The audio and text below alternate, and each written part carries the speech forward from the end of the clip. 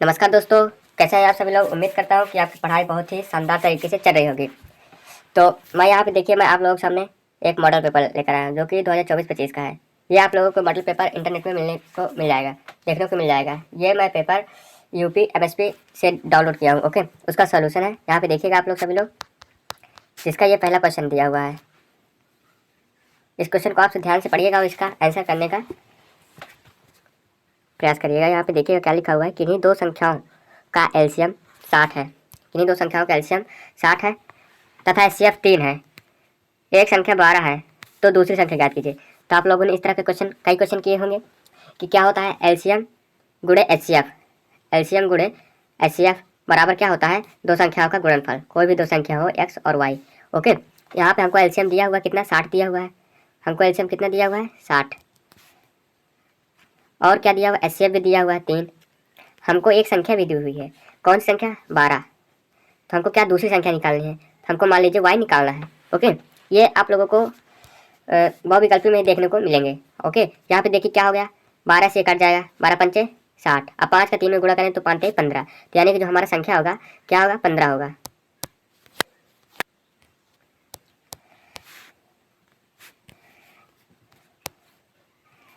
Option number B. Okay, यहाँ पे देखिए दूसरा क्वेश्चन लिखा हुआ है कि एक शून्यतर परिमेय संख्या और एक अपरिमेय संख्या का गुणनफल होता है। एक शून्यतर यानी कि जो शून्य नहीं है, परिमेय संख्या और एक अपरिमेय संख्या का गुणनफल क्या होता है, नहीं शून्यतर यानी कि जो शून्य है। जो शून्य परिमेय संख्या होगा, अगर किसी अपरिमेय संख्या से गुणा कराएगा तो वो भी क्या होगा, शून्य होगा। जैसे देखिए, अगर कोई भी संख्या 0 है, अगर किसी भी, पहली बात तो ये देखिए कि 0 का किसी भी संख्या से मल्टीप्लाई करो, चाहे वो परिमेय या अपरिमेय, उसका मान हमेशा क्या होता है, 0 होता है। तो उसका मान हमेशा क्या, 0 होता है। तो 0 क्या है, एक परिमेय संख्या है। तो यहाँ पे देखिए बी हमारा एकदम सही आंसर हो जाएगा। अगला क्या दिया हुआ है, रेखा युग्म समीकरण x प्लस 2y माइनस 5 बराबर 0 और 4x प्लस वाई माइनस 20 बराबर 0 के हल होंगे। कितने हल होंगे, मतलब इसके हल बताना है आप लोगों को, कितने हल होंगे। तो यहाँ से देखिए इसको किस प्रकार करना है। आप लोगों ने पढ़ा होगा कि x1 बटे x2 बराबर y1 बटे y2 बराबर z1 बटे z2। यही है आप लोगों के पास, यही है। तो इसको किस प्रकार करना होता है, सॉरी z1 नहीं, c1 बटे c2 है। z1 तो आप अगली क्लास में पढ़ेंगे। ओके, c1 बटे c2 है, ठीक है। तो यहाँ पे देखिए x और इसका गुणांक, मतलब x का गुणांक बटे दूसरे x का गुणांक।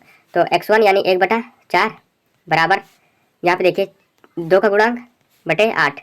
तो ये बराबर है, इसको काट लीजिए थोड़ा, 2 एक 2 2 चौको 8 यानी 1/4 और बराबर 1/4। यानी कि जो ये है इसमें से ये और ये दोनों क्या बराबर है। हमको तीसरा देखना है। अगर तीसरा भी बराबर हो गया तो अपरिमित रूप से अनेक हल होंगे। अगर तीसरा बराबर नहीं हुआ तो क्या होगा, इसका कोई भी हल नहीं होगा, एक समांतर रेखा हो जाएगी। तो तीसरा क्या है, -5 बटे -20। इसको काटेंगे तो क्या आएगा, 5 चौक 20, 1/4 आएगा। यानी कि तीसरा भी बराबर हो गया। जब x1 बटे x2 बराबर y1 बटे y2 बराबर c1 बटे c2 हो, तब क्या होता है, अपरिमित रूप से अनेक हल होते हैं। क्या होते हैं, अपरिमित रूप से अनेक हल होते हैं। तो उसका डायग्राम कुछ इस प्रकार बनता है कि जो रेखा होती है इस प्रकार, इसी से दूसरी रेखा जारी होती है, इसे के जस्ट ऊपर, इसके क्या बोलते हैं, परिमित रूप से अनेक हल। ओके, तो आप लोगों को आंसर मिल गया होगा, आंसर नंबर बी। अगला क्वेश्चन नंबर 4।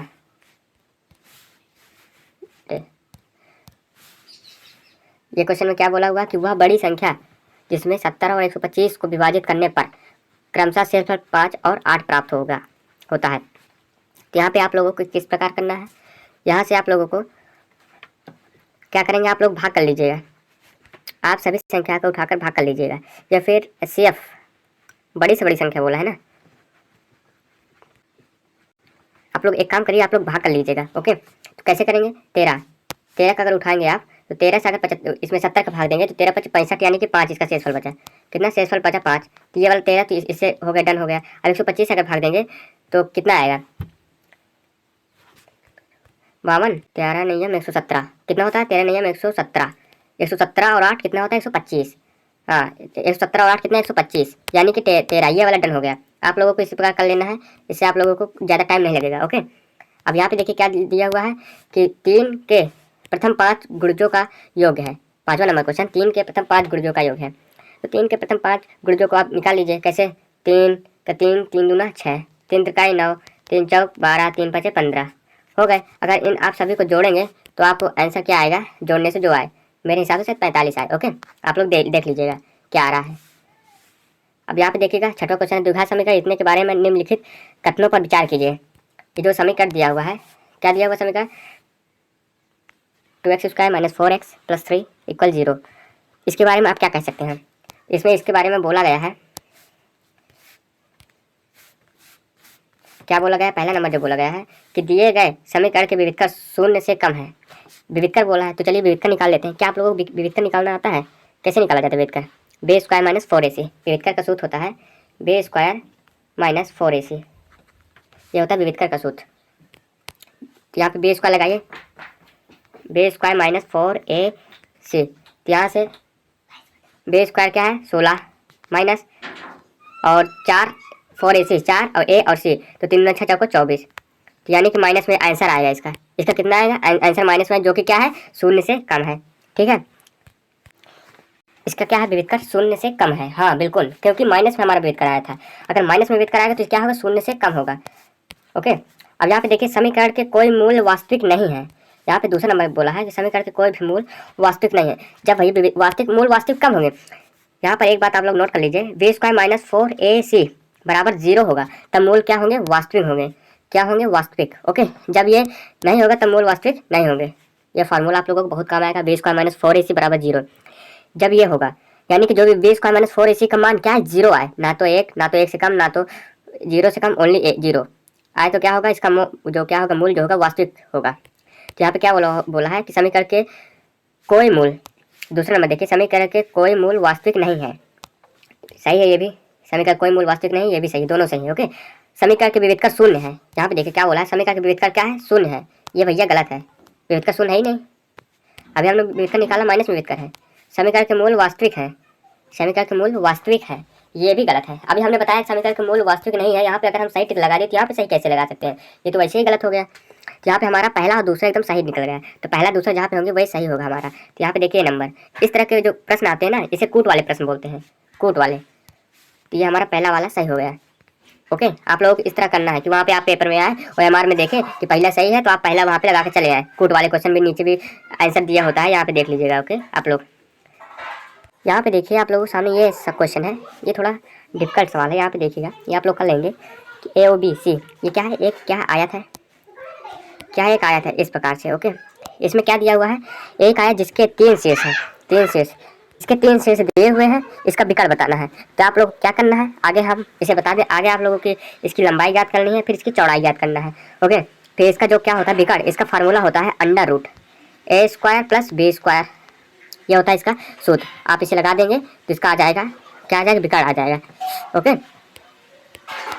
यहाँ पे अगला क्वेश्चन देखिए, अगला सवाल कुछ इस प्रकार दिया गया है, यदि समीकरण इतने का एक मूल 1/2 है तो k का मान ज्ञात करिए। तो आप लोगों को क्या करना है, जो मूल का मान दिया हुआ है, यहाँ पे देखिए जो ये मूल दिया है 1/2, इसका मतलब क्या है, इसका मतलब कि ये x का मान दिया हुआ है। अगर x का मान रखेंगे तो k का वैल्यू आ जाएगी, तो यहाँ से x का मान उठा करके आप लोग यहाँ पर पुट कर दीजिएगा। ओके, यहाँ पर पुट करिए x का वैल्यू क्या आता है। जब इसे आप लोग हल करेंगे तो किस प्रकार करेंगे, यहाँ पर x का मान रखिएगा तो क्या आएगा 1/4 आ जाएगा, प्लस k/2 आ जाएगा, बराबर 5/4 आ जाएगा। जब इसको इधर ले जाएंगे तो ये माइनस में जाएगा, तो 5/4 - 1/4 तो कितना आ जाएगा 4/4, तो 4/4 आएगा, इसका 1 आ जाएगा, इधर k/, कितना है k/2 बराबर 1 हो जाएगा, तो k का मान इधर क्या हो जाएगा 2 हो जाएगा। आप लोग हल कर लीजिएगा, मुझे पता है आप लोग नहीं समझ पाए। ओके, तो आप इसे k का वैल्यू आराम से रख करके रफ कॉपी में आराम से करिएगा, इसका मान कितना है 2 आएगा। ओके, यहाँ पे देखिए ये अगला सवाल दिया हुआ है, बढ़िया क्वेश्चन है।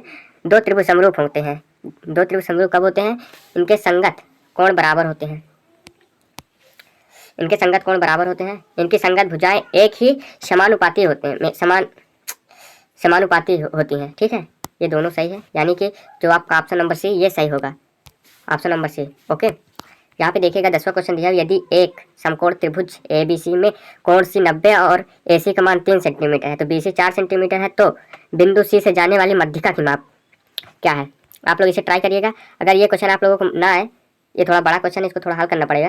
अगर ये क्वेश्चन आप लोगों को ना आए तो कमेंट करिएगा, मैं आप लोगों को जरूर बताऊंगा। ओके, नेक्स्ट वीडियो में। तो आगे अगर आप लोगों को आ जाए तो प्लीज़ कमेंट करिए कि हाँ आ गया है, अगर नहीं आए तो आप लोग कमेंट करिएगा, मैं आप लोगों को बताऊँगा। आप लोगों का अगला क्वेश्चन क्या बोला है, इसकी sin 2a - 2 sin a तब सत्य होता है जबकि a बराबर क्या होगा। यहाँ पे देखिए, अगर मैं sin 2a 60 से स्टार्ट करता हूँ। अगर साइन के 2a की जगह मैं रखूँ तो a का दुगना हो जाएगा, यानी कि जो इसका थीटा होगा वो दुगना कट रहा है। तो 60 डिग्री अगर रखूँगा तो साइन 120 डिग्री हो जाएगा। कितना हो जाएगा? Sine 120 degree. किसकी बात कर रहा हूँ मैं इसकी बात कर रहा हूँ, उसके ओके लेफ्ट हैंड साइड की। अभी हम राइट हैंड साइड की बात करेंगे तो 120 डिग्री हो जाएगा। अगर मैं इधर रखा, इधर साइन को रखा तो यहाँ तो साइन 60 डिग्री रहेगा, इधर साइन 60 डिग्री रहेगा, इधर साइन 120 डिग्री रहेगा। तो इधर जो भी मान आएगा, इधर जो भी मान आएगा उसका दोगुना कर देगा, इधर जो भी मान आएगा कुछ भी नहीं करेगा। तो ये तो असत्य हुआ। ये आप लोग उसमें है यार, इसमें बोले तो बुक में है। आप लोग बुक खोलिएगा, उसमें ये क्वेश्चन मिल जाएगा। तो ये वाला तो क्या है, आप लोगों का रॉन्ग है। इसमें सही जो होगा ये नंबर सही होगा आप लोगों को। आप लोग देख लीजिएगा कैसे सही होगा। अगर हम यहाँ पर साइन 2a की जगह में 0 रखते हैं तो 0 डिग्री होता है। मैं इस क्वेश्चन को कई बार बता चुका हूँ। 0 डिग्री तो साइन 0 का मान क्या होगा? 0 होगा। अगर मैं यहाँ पे रखता हूँ तो यहाँ पे साइन 0 का मान 0 और 2 का गुणा 0 बाय होगा तो 0, तो यानी कि 0 बराबर 0 होगा। कब सत्य होता है ये सत्य होता है जब थीटा क्या होगा? 0 होगा। ओके, यहाँ पे अगला आप लोगों का क्वेश्चन है ये वाला, बढ़िया क्वेश्चन है। ये देखिए, मैं आप लोगों का इसका डायरेक्ट आंसर बताऊंगा, आप लोगों को इसको सोचना है और इसे करना है। ओके, क्योंकि ठीक है मैं आप लोग को बता दे रहा हूँ, इसे आप किस 2 तरीके से कर सकते हैं, लेकिन आप लोगों को ये जो तरीका है ये बुक में नहीं दिया। ठीक, आप लोग एक तरीका करिए जो आपके बुक में दिया हुआ है। क्या करिएगा, यहाँ पे tan थीटा बराबर क्या कर लीजिएगा? 3/4 कर लीजिएगा। इधर 4 है, इधर 4 उठ के इधर आ जाएगा तो 3/4 हो जाएगा tan थीटा। ओके, अब 3/4 आएगा, आप लोग इस प्रकार त्रिभुज बना लेंगे। ओके, यहाँ बना लेंगे, यहाँ पे आप थीटा कर लेंगे तो यहाँ पे tan थीटा बराबर क्या होता है? आप लोग मालूम ना, लाल कक्का भूल जाया करें तो याद कर लीजिए, लाल कक्का लंब बटे आधार। तो यहाँ पे लंब हो गया 3, आधार हो गया 4। अब यहाँ से आप इसका मान पाइथागोरस प्रमेय से निकालेंगे। अब इसका मान निकालने के बाद आप साइन और कॉस का मान निकाल लीजिएगा। साइन क्या होता है? लंब बटे कर्ण होता है। कॉस क्या होता है? आधार बटे कर्ण होता है। आप ये सब निकाल के इसमें मान रख लीजिएगा, जो आंसर आए आप लोग टिक कर लीजिएगा। ओके, अगर ये क्वेश्चन आप लोगों को ना आए तो कमेंट में करिएगा, मैं आप लोगों को इसका सोल्यूशन आपको दे दूंगा। चलिए अगला क्वेश्चन देखते हैं। ये रहा क्वेश्चन, ये बढ़िया क्वेश्चन है। सेक ए प्लस टेन है, दूसरे में लिखा है 1 माइनस साइन ए का मान होगा। आप लोग क्या करिएगा, कर दें क्या इसे? इसमें बनता नहीं है। हम देखिए साइन ए को आप कर लीजिएगा 1/cos ए। टेन ए को क्या करिएगा? साइन ए बटा cos ए। ओके, आप लोग इसे इधर पैक कर लीजिएगा। इसको आगे हल कर लेते हैं हम इधर। यहाँ पे हो जाएगा cos ए एलसीएम और यहाँ पे हो जाएगा 1 प्लस साइन ए। याद रखिएगा इधर हमने 1 प्लस साइन ए बटे cos निकाला है। इधर क्या करेंगे? 1 माइनस साइन ए है, इसको आप इसी प्रकार लिखा रहने दीजिए। इधर हमने क्या निकाला था? 1 प्लस साइन ए बटा cos ए। यहाँ पे देखिए ये और ये दोनों का मल्टीप्लाई हो जाएगा तो a प्लस बी और a माइनस बी का फार्मूला लग गया।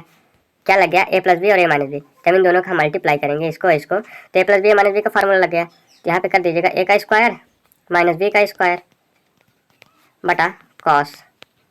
यही था। 1 माइनस साइन स्क्वायर क्या होता है? 1 माइनस साइन स्क्वायर थीटा बराबर होता है कॉस स्क्वायर थीटा और बटा कॉस है नीचे। तो यहाँ से एक कॉस कट गया तो क्या बचा? ओनली एक कॉस बचा। यहाँ पे देखिए कॉस है, हाँ ये डी नंबर हो गया। कितना सिंपल है, इसी प्रकार आप कीजिएगा। ओके, अब आप लोगों से जो क्वेश्चन ना बने आप मुझे बताइएगा, मैं आप लोगों का क्वेश्चन का हल जरूर ढूंढकर किसी भी तरह से दूंगा। ओके ठीक है, दूंगा किसी भी तरह से। यहाँ पे 15 नंबर क्वेश्चन है। यदि त्रिभुज त्रिज्या r सेंटीमीटर वाले एक वृत्त के त्रिज्यखंड का कोण थीटा यहाँ पे 0 डिग्री होना चाहिए। थीटा है त्रिज्यखंड का क्षेत्रफल ना, थीटा ही है, थीटा डिग्री है। तो यहाँ पे हमको त्रिज्यखंड का क्षेत्रफल ज्ञात करना है। त्रिज्यखंड का क्षेत्रफल क्या होगा? वीडियो बहुत लंबी होती जा रही है। यहाँ पे आप लोग त्रिज्यखंड का क्षेत्रफल बताइएगा। ये क्वेश्चन बहुत ईजी है, ये आप लोगों के लिए है होमवर्क। आप लोग इसे कमेंट करके बताइए त्रिज्यखंड का क्षेत्रफल क्या होता है। ओके, क्वेश्चन नंबर ये, एक सुराही निम्नलिखित का संयोजन है। अरे कहाँ गया? हाँ ये एक सुराही निम्नलिखित का संयोजन है। सुराही किस प्रकार होता है? अरे इस प्रकार से होता है थोड़ा गलत बना हुआ है। इस प्रकार से होता है, एक गोला और एक बेलना।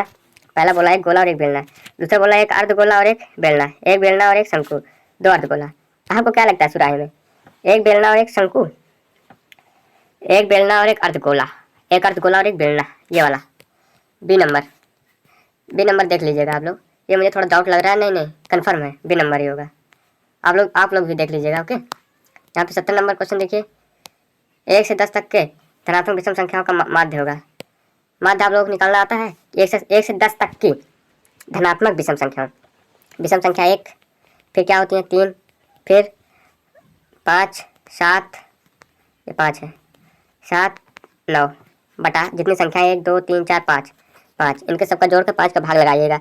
तो जोड़िएगा, इससे कितना होगा 15 होगा। 15/5 बराबर 3, जो आपका आंसर होगा ये बी नंबर। यहाँ पे अगला क्वेश्चन ये है, आप लोग इसे कर लीजिएगा, माध्य माध्यिका वाला सा फार्मूला है। और ये देखिए, ये अगला क्वेश्चन है आप लोगों के सामने, ये बहुलक वाला है। बहुलक दिया है, फार्मूला है 3 माध्यिका बराबर 2 माध्य प्लस बहुलक। ये फार्मूला लगा दीजिएगा, आ जाएगा आप लोगों का। ओके, ये पासे वाला है। जब एक पासे को फेंका जाता है तो 3 से छोटी एक विषम संख्या आने की प्रायिकता, 3 से छोटी एक विषम संख्या आने की प्रायिकता क्या होगी? पहले बात ये बताइए, अगर आप एक पासे को फेंकेंगे तो 3 से छोटी एक विषम संख्या क्या हो सकती है? 3 से छोटी एक विषम संख्या क्या हो सकती है? 3 से छोटी एक विषम संख्या हो सकती है एक हो सकती है। अब एक काम करिए, आप लोग इसे कमेंट बॉक्स में करिएगा आंसर, इसका आंसर आप कमेंट बॉक्स में करिएगा। और ये मेरे को अभी थोड़ा डाउट लग रहा है, इसलिए मैं इसे आप लोगों को नहीं बता रहा हूँ, ठीक है। मैं इस क्वेश्चन का आंसर बाद में दूंगा, और आप लोग देख लीजिएगा ये सारे क्वेश्चन, और आप लोग अपने घर बैठे करिएगा। जो नया है आप लोग मुझे बताइएगा। ये देखिए, बढ़िया क्वेश्चन दिए हुए हैं। ये क्वेश्चन, इस तरह क्वेश्चन हमेशा पूछे जाते हैं। ये क्वेश्चन, ये 1 नंबर का क्वेश्चन है, इस तरह क्वेश्चन पूछे जाते हैं। ये देखिए, ठीक है, धन्यवाद।